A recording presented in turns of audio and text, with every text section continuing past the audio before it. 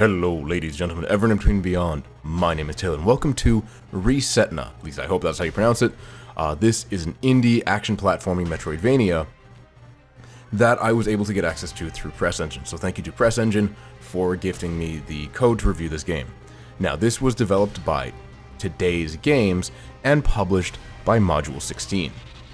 As I mentioned, it's a action platforming Metroidvania, of which I have very sparse experience with the genre. I have, for example, gotten all achievements in Tales of Kinzur, but that's a rather short game, and played a handful of others, but I will say the 2D side-scrolling Metroidvania is not necessarily my favorite genre. I don't think there's anything wrong with it, just not one that I have a whole lot of experience with, but I do like it on occasion. I also want to stress that, as I'm sure you've realized by this point, sci-fi is not necessarily my favorite setting, so I will say this game's story didn't grip me maybe as much as it might grip you, or maybe you might find it more engaging.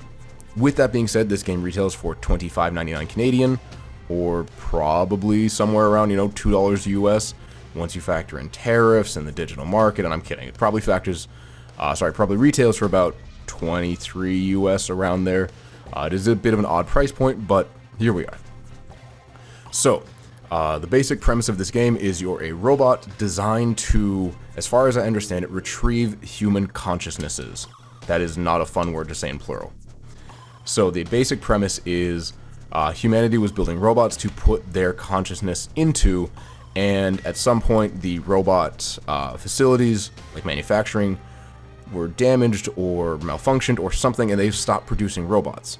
And because of that, some of those human consciousnesses, I don't like saying that word, were lost, and you have to find them. In order to do that, you will commute with your robot companions for different upgrades, fight through hordes of enemies to then, as far as I can tell, shut down nodes. Now, I played about an hour and a half of the game. The footage you're seeing will be from the first hour of the game. I got through the first area, beat the first boss, and into the second area. So, let's kind of talk a little bit about it. The traversal mechanics are kind of what you'd expect from Metroidvania. You have your dash, you have no sprint, but you've got like a double jump. You've got what I believe will be like a grappling power. I did not get that far, but I have seen it in trailers. And your typical kind of wall jump. So nothing super out of the ordinary there. Combat consists of dodging, parrying, and attacking. Attacking feels good. You start out with a pretty quick pair of, twin swords. I did see the option to purchase I would assume, two-handed longsword or a glaive. Now, unfortunately, I did not get enough currency or far enough into the game to purchase these weapons, but I imagine they would change up combat a fair bit. So there's a small rant that I feel I need to go on here because there are not one, not five, not seven, but 18 different levels or tiers of currency. Now, this was a little bit overwhelming when I saw it, and a little bit confusing. So, to break it down, different skills, weapons, or chipsets will require different amounts of the different tiers of currency. Obviously, the lower tier ones will require lower tier currency, whereas higher tier will require higher tier. Now, here's the problem. 18 tiers is a little bit overwhelming. Now, each one has a certain value of scrap, meaning you could probably sell it for just a generic currency and then trade that generic currency in for the currency or upgrade material that you need. But having 18 of them is just so overwhelming, and I didn't see majority of them in the short amount of time that I've played the game. And I think that it's an insane amount of currency, and I did not meet someone who I could trade the currency with, or rather the materials with, for currency to then buy the other materials I would need for certain, again, gear or other upgrades. So it was just a very overwhelming system that I think should be rethought if there is a sequel or a follow-up game in some capacity to having fewer tiers, or maybe a branching system for materials.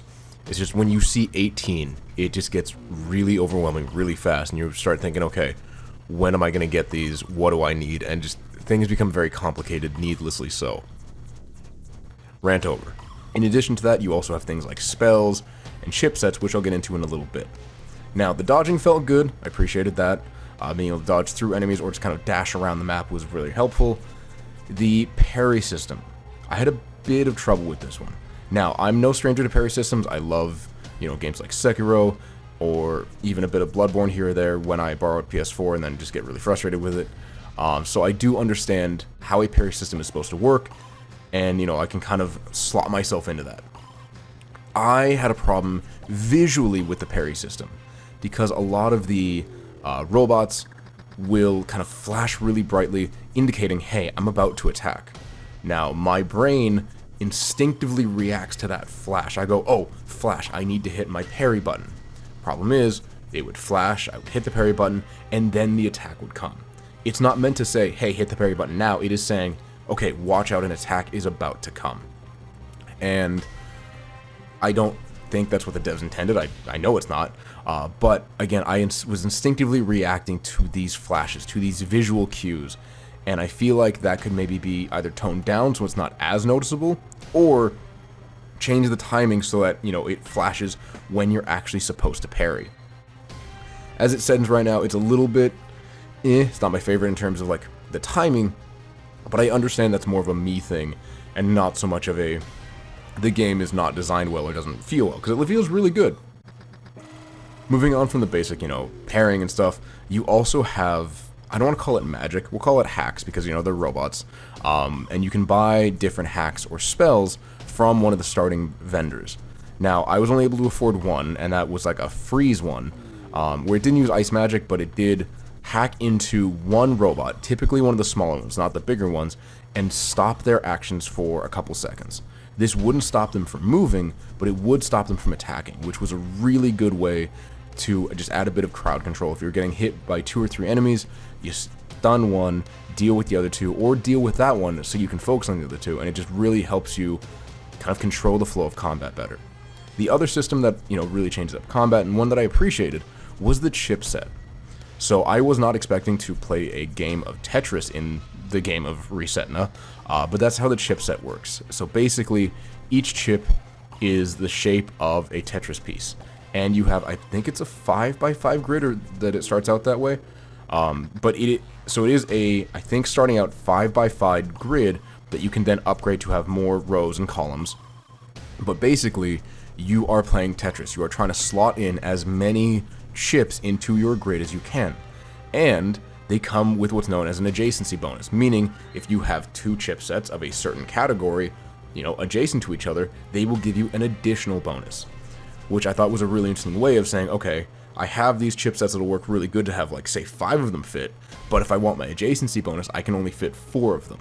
It kind of gives you that trade-off. Do I want all 5, or do I want the 4 with the adjacency bonuses on whichever ones? I thought it was a really interesting system because it allowed you to kind of not fully customize, but kind of nudge towards the playstyle that would really interest you, or potentially open up new avenues of gameplay and add to that replayability. One more thing I want to add to combat is the boss. Now, I will show a little bit of footage of the boss, I won't show all of it. I appreciated the challenge that the boss provided, because it wasn't super easy, but I never felt like, I can't do this, this is ridiculous. I began to understand the patterns pretty quickly, and yeah, I made some foolish mistakes, I got greedy, but after a little bit of time, I found that I could really hone in, get a couple attacks, dodge, get a couple attacks, dodge. Like, it was a good rhythm that I was working into. And I appreciated that difficulty because it didn't make it feel like this was baby's first Metroidvania. It made it feel like it was one for someone like me who has a little bit of experience with the genre, but not a lot, you know? So it was nothing too complex, but it was nothing so simple or brain dead that I felt, you know, no challenge at all, that I was just completely bored. I don't know how many bosses are in the game. I believe it's about 4, possibly. I could be wrong. Don't quote me on that. But it is a really interesting experience to fight those bosses and have kind of that adrenaline rush of combat that, again, wasn't too challenging, wasn't too easy, so I really appreciated it. In terms of the exploration and environmental design, it's fine. You know, some of the environments in the biome will feel kind of samey, but I do get it. You want to keep that consistent feeling, the consistent look to it.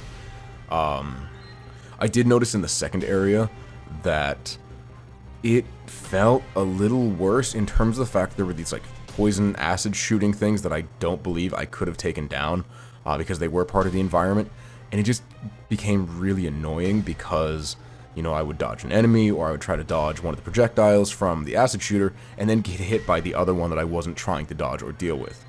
And as far as I could tell, I couldn't attack the acid projectiles, which meant I was just taking pretty consistent damage, and they had a really fast rate of fire, in my opinion.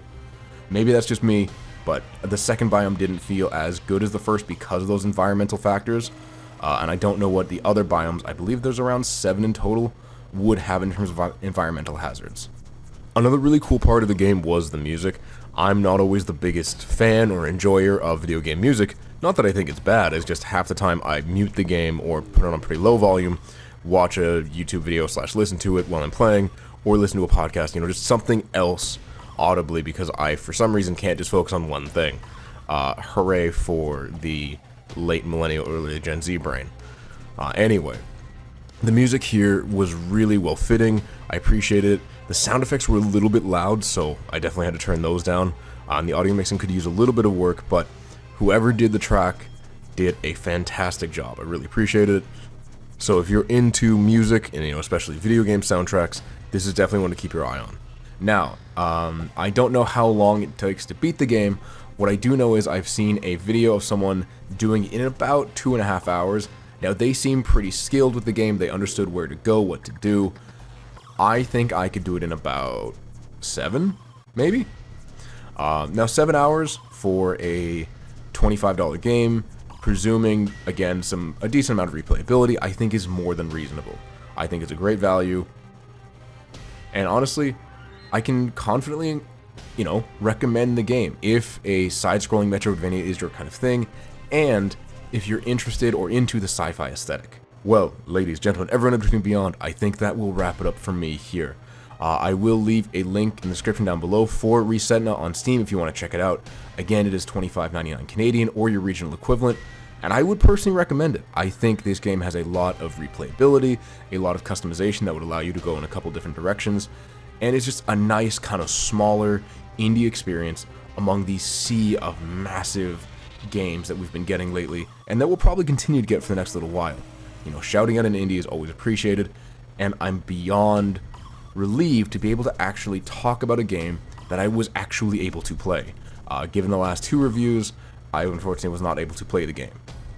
So if you enjoyed it, please, you know, like, comment, subscribe, all the YouTube stuff. I would really appreciate it.